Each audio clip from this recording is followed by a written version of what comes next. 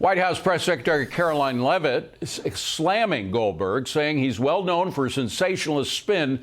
No war plans were discussed, and they are looking into how Jeffrey Goldberg was inadvertently added to the thread. Joining us now from the House Oversight Committee, Pennsylvania Congressman Scott Perry. Good to see you, Congressman. So did you hear any answers as to exactly how the intel chain was sent to an outsider?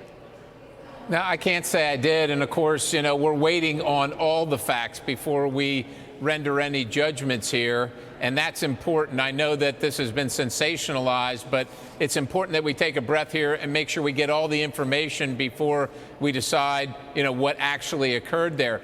The good news is on the other side of the equation is that while the Biden administration let guys in flip-flops and John boats run the world shipping lanes around the Horn of Africa there, and essentially defeat the greatest navy on the planet, 60 days in, the Trump administration is sending not only notice, but hard notice that reign of terror by the Houthis is at an end, and that worldwide shipping is going to be free again to move around the planet and not have to worry about being taken captive and prisoner and hostage, or have your ship sunk by some terrorist tied to Iran. That's the good news, and the other side of the equation that no one seems to want to talk about which is happening in real time. Well, President Trump did admit that there might have been a mistake made using Signal, this app that is supposed to be more sacrosanct than others, that may have had a glitch in it. But the bottom line is, as you suggest,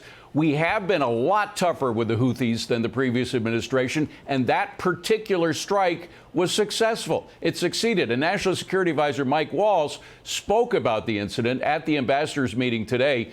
Listen to what he had to say. Roll it.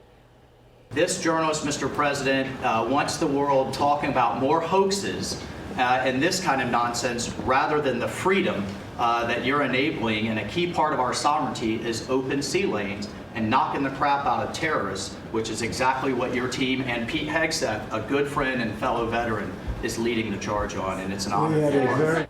And of course, the other thing that you don't hear a lot about from Democrats who say that this is unprecedented, well, it's not. Remember the special envoy to Iran under the Biden administration who was so careless with a lot of the information he had, the intel, it might have been actually picked up by the Iranians and used against the Israelis. And of course, there was Hillary Clinton's placing of secure information on her own personal server, not to mention Joe Biden himself getting all that classified information out of a skiff room before he was president.